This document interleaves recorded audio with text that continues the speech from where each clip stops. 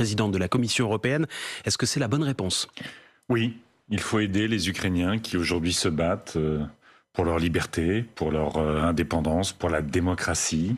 On voit bien qu'ils sont finalement en première ligne du combat contre une dictature, celle de Vladimir Poutine, qui veut mettre à bas les libertés, la démocratie, dans l'ensemble de son voisinage. Donc oui, il faut aider les Ukrainiens qui se battent pied à pied dans les rues, dans les villages, dans les petites villes, dans les grandes villes, pour défendre leur liberté. Vous avez changé d'avis, puisque la veille encore de l'intervention russe en Ukraine, vous disiez il n'est pas question d'armer les Ukrainiens, on ne va pas faire la guerre à Vladimir Poutine. J'ai dit que à ce moment-là, j'ai dit qu'il n'était pas, le temps n'était pas venu, que c'était pas le sujet du moment, puisque c'était la diplomatie qui à ce moment-là tentait de résoudre les problèmes. Mais à partir du moment où Vladimir Poutine tente d'envahir ce pays, il est normal, il est totalement légitime d'aider les Ukrainiens. Et pourtant, Ségolène Royal estime que, vous disqualifiez en étant devenu un va-t-en-guerre et estime que vous ne devez plus être candidat à la présidentielle. Écoutez, je pense que Ségolène Royal, comme un certain nombre de responsables politiques français, ne sont pas sortis de la guerre froide, de leur analyse de la guerre froide. Et quand j'entends effectivement Ségolène Royal dire que le problème c'est les armes américaines en Europe, je pense qu'on est totalement à côté de la réalité d'aujourd'hui. On a aujourd'hui des pays qui, depuis des années, ont construit leur démocratie, ont construit leur indépendance vis-à-vis de la Russie, tentent de s'européaniser, y compris dans leurs relations avec l'Union européenne. Ces pays sont sur le continent européen. Et donc aujourd'hui, on a un agresseur qui s'appelle Vladimir Poutine.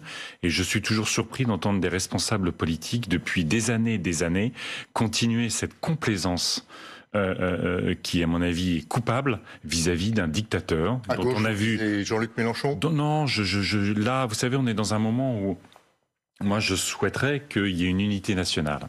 Une unité européenne, parce que nous sommes face à un agresseur qui met notre sécurité, notre paix et notre démocratie en danger. Et donc, dans ces moments-là, il faut de l'unité. Mais nous aurons dans cette campagne présidentielle, effectivement, parce que cette crise majeure pose toujours la relation des candidates et des candidats à la démocratie, à l'Union européenne, à la politique étrangère. Et on sait que depuis 10 ans, même plus, 20 ans que Vladimir Poutine est là, il n'a cessé de mettre en place la même politique. Quand un peuple veut la démocratie, il lui fait la guerre. Et quand des opposants sur son propre territoire ou en dehors de son territoire défendent les libertés, que ça le concerne, il est prêt à les assassiner. Yannick Jadot, vous souhaitiez interdire le commerce mondial des armes. Aujourd'hui, vous dites oui, il faut armer les Ukrainiens. C'est la fin d'une tradition pacifiste dans votre parti? J'ai jamais parlé d'interdire le commerce des armes. Des exportations françaises d'armes? Non, des exportations françaises d'armes vers les dictatures.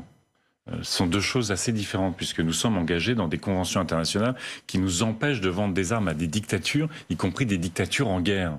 On parlait de l'Arabie Saoudite à ce moment-là, ou des Émirats Arabes Unis, qui, vous le savez, sont engagés dans la guerre au Yémen. Est-ce que c'est la fin, en tout cas, d'une tradition dans votre parti qui était le pacifisme avant tout, plus jamais ça? Mais il faut continuer à se battre en permanence pour la paix. Il faut continuer à se battre pour des règlements pacifiques des tensions. Mais à partir du moment où vous avez un envahisseur, vous avez une dictature qui veut mettre à bas un pays, eh bien évidemment, on ne va pas laisser les Ukrainiens se battre sans gilet pare-balles, on ne va pas laisser l'armée ukrainienne sans réponse aux chars et aux tirs de missiles russes. Donc ma position n'a pas changé. Est-ce qu'il faut envisager une étape supplémentaire et d'aller combattre directement là-bas? Écoutez, on n'en est pas là. Je pense on n'en est pas là non, ou je pense. Écoutez, le jamais est toujours un terme compliqué dans ces situations de crise.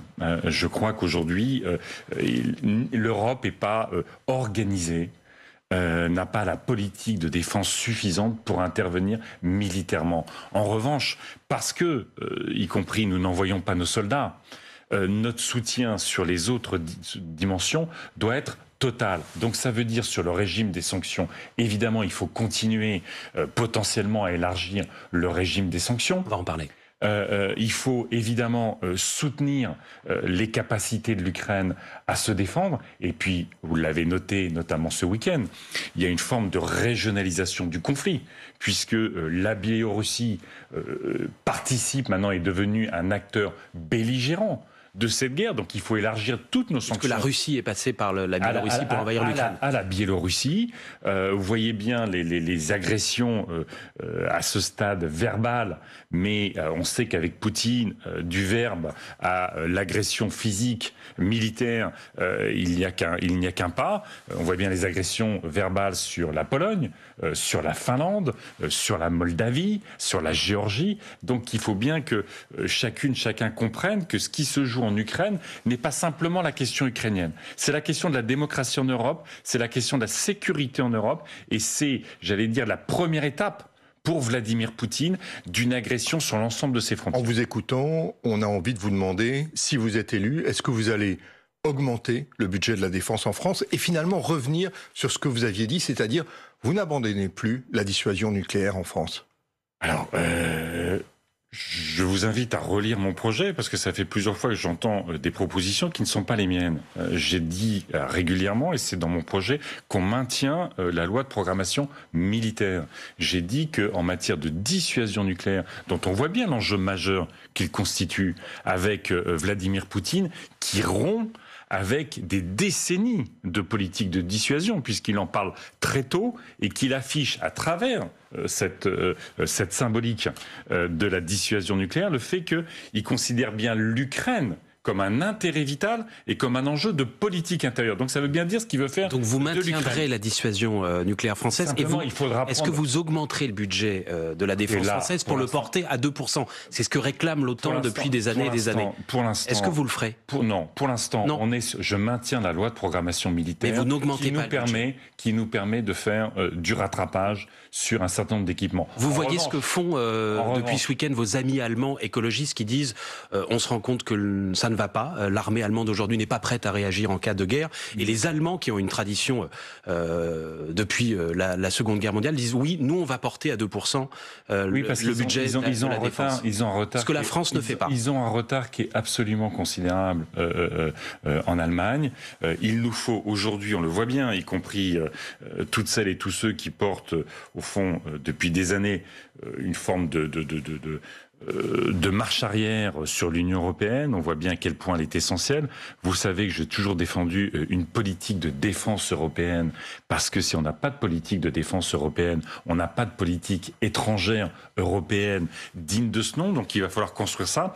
Et j'espère que dans la volonté des Allemands d'être un acteur aujourd'hui plus important de la sécurité, évidemment en Europe et au niveau international, c'est quand même important parce qu'on a perdu la Grande-Bretagne dans l'Union européenne, donc la France était un peu le seul pays. Voilà, il va falloir que j'espère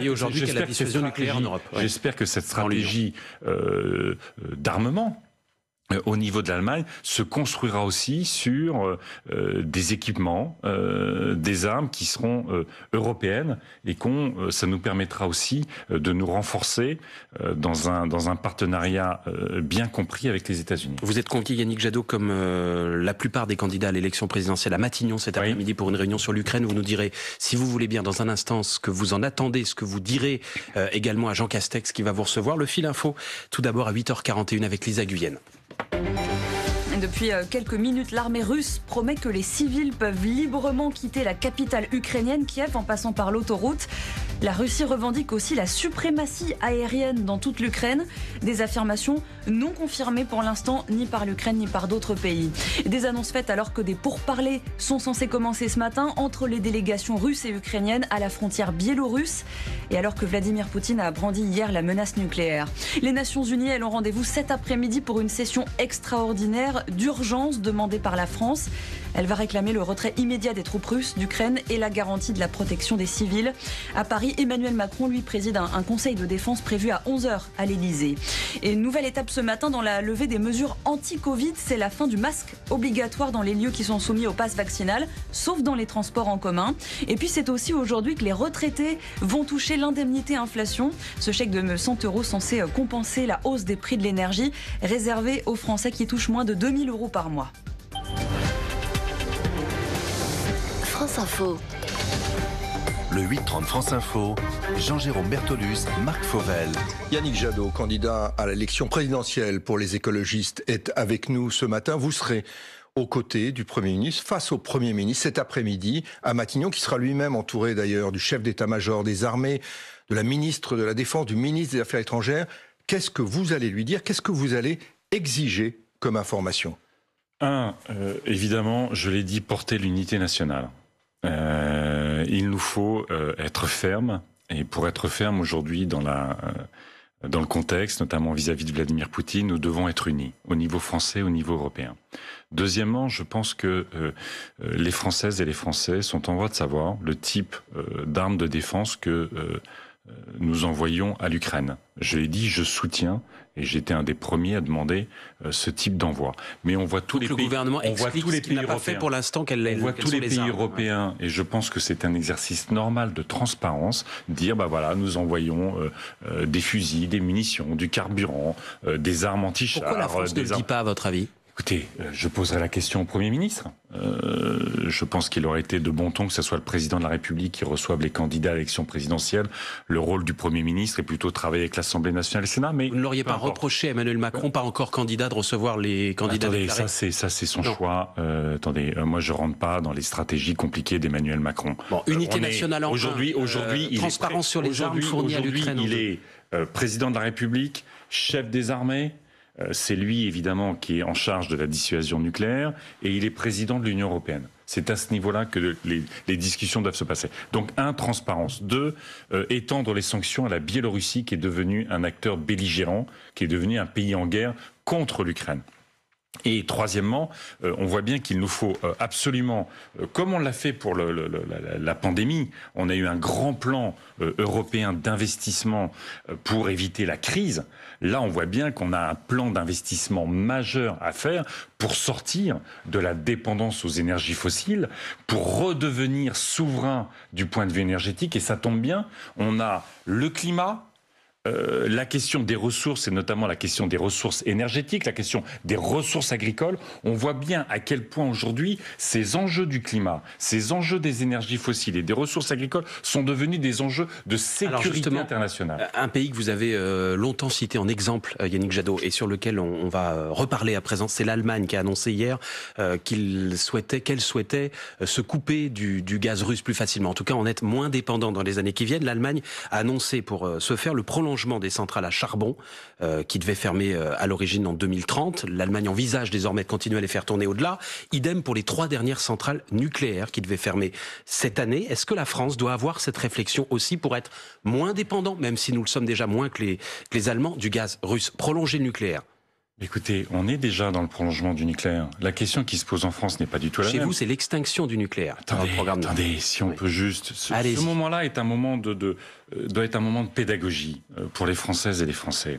Il faut savoir qu'effectivement, en Allemagne, encore plus que dans d'autres pays, ils ont construit la dépendance au gaz russe. Vous savez, les sociodémocrates avec Schröder, les conservateurs de la même façon. Il se passe des choses avec la moitié du stockage du gaz en Allemagne, c'est Gazprom qui s'en occupe.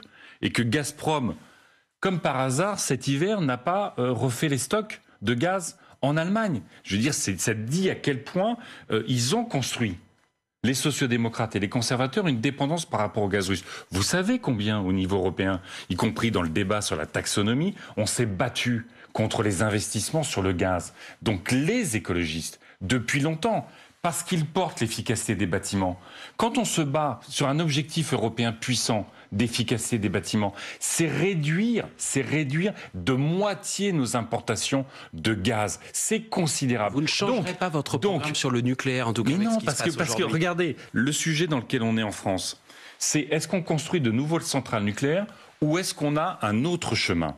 Économie d'énergie, c'est bon pour le pouvoir d'achat, et développement des énergies renouvelables. Le programme d'Emmanuel Macron, c'est de nouvelles centrales nucléaires à l'horizon 2040-2045. Vous voyez bien qu'on a une telle urgence aujourd'hui que l'enjeu, il est l'investissement massif sur les économies d'énergie. Je le répète pour la 3e fois, mais c'est là qu'est la clé du pouvoir d'achat des Françaises et des Français, au-delà de notre souveraineté énergétique. Et le déploiement des énergies renouvelables, dont on voit bien qu'aujourd'hui, Ce sont les énergies de liberté. Ce sont des énergies de sécurité internationale, puisqu'on ne dépend de personne. Sinon du vent, du soleil, de l'eau. Et dans l'immédiat, Yannick Jadot. Ah, mais non, c'est pas. Mais s'il vous plaît. Non, mais moi, le vent, c'est intermittent. Non, j'entends le photovoltaïque, ça l'est aussi. Ce qui se dit en permanence et tout ça. Qu'est-ce que j'ai dit d'inexact? Vous avez, par exemple, je vois pas encore. Vous avez RTE. Réseau de transport d'électricité, agence publique. Vous avez l'ADEME, qui est l'agence qui réfléchit à la protection du climat et à la transition énergétique. Toutes considèrent qu'on a des scénarios extrêmement solides, 100% renouvelables. Parce que vous avez de l'éolien, effectivement, vous avez du photovoltaïque, vous avez de la géothermie, vous avez de la biomasse, vous avez l'eau, vous avez les barrages, et tout ça construit un système extrêmement solide. Si les experts le disent, est-ce qu'à un moment donné, on peut se dire que, vous savez d'où vient l'uranium français? 8 à 9 000 tonnes d'importation par an. Il vient de où? En Afrique. Non, il vient d'abord du Kazakhstan. Sous contrôle russe. L'Ouzbékistan, sous contrôle russe. Le Niger, situation bien compliquée. Donc, les énergies renouvelables sont les énergies de sécurité et des énergies de liberté. Bonne réponse de votre part. Merci. Je me permets, entre guillemets. En tout cas, retour au présent, retour à l'immédiat. On vous entend sur l'énergie, on vous entend sur les sanctions. Qu'est-ce que vous dites aux Français qui vont aller faire le plein tout à l'heure aux stations d'essence, qui vont se chauffer, qui vont aller dans les supermarchés, acheter leurs produits alimentaires? Vous leur dites, la situation est tellement grave qu'il faut être prêt vous-même à faire des sacrifices? Je dis que les Françaises et les Français, parce que, encore une fois, c'est ce qui se joue en Europe est absolument majeur, il va y avoir des coûts pour notre économie. Il va y avoir des coûts potentiels pour les Françaises et les Français. Moi, ce que je souhaite, et c'est pas nouveau, c'est à la fois en urgence un chèque énergie de 400 € pour les 6 millions de familles qui en bénéficient déjà. 100 € pour les 15 millions de familles au-dessus. Donc ça, c'est comment on gère le présent, aujourd'hui, pour éviter les chocs sur le pouvoir d'achat et la fragilisation de millions de Français qui souffrent déjà. Et je le dis, c'est que ce qui se passe en ce moment au niveau mondial, c'est la tentative d'établissement d'un nouvel ordre mondial avec des dictatures qui veulent s'accaparer. La Chine achète des terres agricoles en France. La Russie veut nous contrôler du point de vue énergétique. C'est un capitalisme qui s'exonère de toute responsabilité environnementale. Et donc on voit bien que les écologistes ont un plan, que ce soit du point de vue de l'agriculture comme du point de vue de l'énergie. Ce plan, c'est à la fois mener la bataille du climat en responsabilité. Aujourd'hui sort un nouveau rapport du GIEC qui va dire à quel point les impacts peuvent être terribles. C'est un plan de sécurité, de souveraineté, et c'est un plan de relocalisation. Avec la pandémie qu'on a eue, on a vu notre vulnérabilité sur la santé, on voit aujourd'hui notre vulnérabilité sur l'énergie. Si il y a un moment où on doit repenser notre modèle, c'est maintenant. Donc on agit conjoncturellement, et les écologistes ont un plan structurel. Climat, souveraineté, pouvoir d'achat. Le fil info 8h51, Lisa Nguyen, et on vous retrouve dans un instant, Yannick Jadot. L'État français a fait parvenir 33 tonnes de matériel humanitaire en Pologne à destination des Ukrainiens, annonce ce matin du ministre de l'Intérieur Gérald Darmanin. Ce sont des tentes, des médicaments et de la nourriture. Il ajoute qu'une autre livraison de plus de 30 tonnes est prévue pour la Moldavie en début de semaine. Et ce alors qu'en 5 jours de guerre, ce sont déjà près de 400 000 Ukrainiens qui ont fui les combats d'après l'estimation des Nations Unies.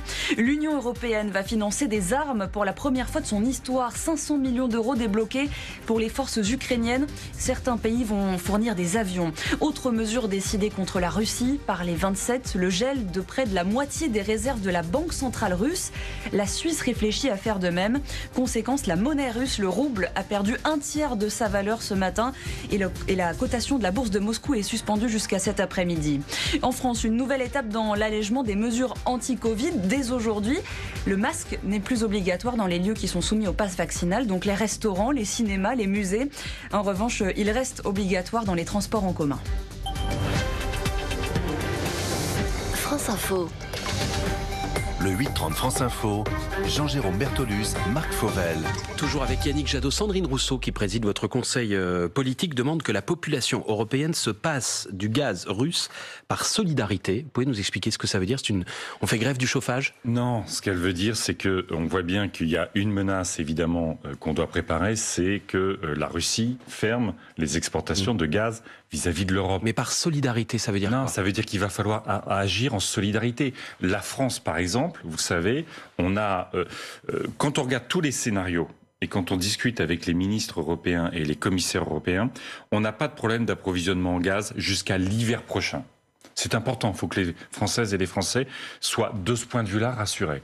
Mais on peut avoir des difficultés au sein de l'Union européenne entre les stocks et la fourniture de gaz. Et donc quel est le rôle des Européens dans tout ça? Solidarité, ça veut dire qu'à un moment donné, il va falloir mutualiser les coûts et mutualiser, au fond, les risques de pénurie, s'il devait y en avoir. Donc ça veut dire que nous devons, en une Union européenne, et y compris avec les Ukrainiens, être prêts à faire face à l'arrêt du gaz russe si ça devait arriver. Mais vous savez, il y a déjà une crise du gaz russe en 2008-2009. Et au niveau européen, on avait construit, par exemple, ça va vous paraître technique, mais c'est essentiel. Vous savez, jusqu'en 2008-2009, les tuyaux de gaz, les pipelines, n'allaient que dans un sens, de l'est vers l'ouest.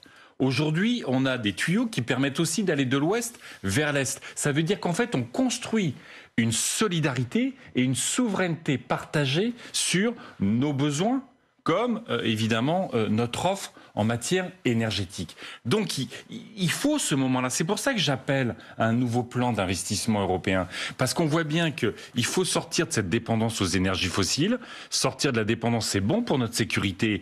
Ça limite toutes les complaisances qu'on a vues, y compris politiques vis-à-vis de Poutine, qui sont quand même exécrables. Et c'est bon pour le climat. Alors, depuis la mi-décembre, Emmanuel Macron a eu 10 entretiens avec Vladimir Poutine, dont les 6 heures à Moscou début février. Est-ce que vous saluez le rôle de médiateur d'Emmanuel Macron? Je salue la position qu'il prend aujourd'hui, qui est de travailler totalement avec les autres dirigeants européens. J'ai considéré que pendant trop de semaines, le président de la République, qui était pourtant déjà président de l'Union européenne, agissait seul ou tenter seul de trouver une issue avec Vladimir Poutine. Moi, ces entretiens, depuis des années, vous l'avez cité le nombre, ou le dernier à Moscou, le tutoiement, vous allez voir ce que vous allez voir, je sors de ce rendez-vous avec Poutine, j'annonce des résultats que Poutine conteste immédiatement, et que Poutine nous humilie en conférence de presse en nous indiquant à quel point il a été naïf, Emmanuel Macron. Peu importe. Je dis qu'il faut en finir avec ces démarches. Mais si vous êtes élu, vous irez rencontrer Vladimir Poutine, par exemple, vous irez lui serrer la main ou pas? Mais j'irai rencontrer Vladimir Poutine avec mes collègues européens, avec mes collègues européens. C'est l'Union européenne qui peut peser. On le voit bien aujourd'hui dans le conflit avec l'Ukraine. S'il y a un début d'efficacité, il faut saluer les sanctions européennes. Elles sont importantes aujourd'hui. On les a tellement réclamées. Il faut saluer les sanctions européennes. Et c'est parce que ce sont des sanctions européennes que ça pèse vis-à-vis de Vladimir Poutine. Donc moi, dès le début, j'aurais joué collectif. Parce que je pense que la réalité de Vladimir Poutine depuis tant d'années, c'est d'essayer de nous humilier. Et on l'a vu en Syrie. On l'a vu en Tchétchénie, on l'a vu en Crimée, on l'a vu en Géorgie, on l'a vu maintenant en Ukraine, on l'a vu comment il est intervenu en Biélorussie. Vladimir Poutine n'a qu'une idée, c'est de combattre la démocratie chez lui comme à l'extérieur de ses frontières. Donc il y a peut-être eu de la naïveté. Oui. Un mot encore, Yannick Jadot. François Bayrou a annoncé hier qu'il allait donner son parrainage à Marine Le Pen au nom, dit-il, de la démocratie. Est-ce que vous comprenez sa démarche ? Oui, il est évident que Marine Le Pen, Jean-Luc Mélenchon et Éric Zemmour doivent être dans cette campagne présidentielle. La démocratie n'est pas menacée par la présence de Marine Le Pen? Écoutez, à un moment, la démocratie, elle est menacée par les idées de Marine Le Pen. La démocratie, elle est menacée par les idées d'Éric Zemmour. Racisme, antisémitisme, révisionnisme. Et pourtant, il faut qu'il soit candidat. À partir du moment où il représente dans l'opinion publique, une force politique, c'est politiquement qu'il faut les combattre. C'est sur le terrain des idées et des solutions. Ça veut dire que vous pourriez faire la même chose. Éric Zemmour, Marine Le Pen et parfois Valérie Pécresse sont sur le registre des boucs émissaires. Moi, je vais être sur le registre des solutions. On est face, vous voyez bien en 2022, ce qui se passe dans notre pays, au regard de ces tensions, ce qui se passe en Europe et ce qui se passe sur la scène internationale, sont des choix de civilisation qui vont se faire en 2022. Pourquoi je me bats autant pour qu'on ait un grand débat politique dans notre pays? Parce qu'on a les grands défis, climat, biodiversité, capitalisme, dictature, accaparement des ressources. Est-ce que l'Union européenne, forte, parce que la France est puissante, va peser dans ce monde-là? C'est essentiel ce qui se passe en 2022. Les Françaises et les Français vont décider de choses absolument majeures. C'est pour ça que je veux qu'on ait pas de mise entre débat. parenthèses de la présidentielle compte tenu de ce qui se passe à Kiev. Mais évidemment que ça pèse sur la campagne, ça pèse considérablement. Et ça donne un avantage mais ça dit aussi, celui qui est à l'Élysée aujourd'hui. Écoutez, on verra. Moi, ça dit l'importance. Les Françaises et les Français vont devoir choisir, je l'espère, un candidat ou une candidate pour présider la République française qui doit avoir un rapport totalement sain à la démocratie. Un président qui doit porter l'Union européenne comme puissance politique pour peser sur ce nouvel ordre international. Et puis un président de la République qui agit face aux grands défis dont on voit bien que ce sont des enjeux de sécurité nationale et internationale, le climat et la biodiversité. Merci beaucoup Yannick Jadot. Merci. Bonne journée à vous.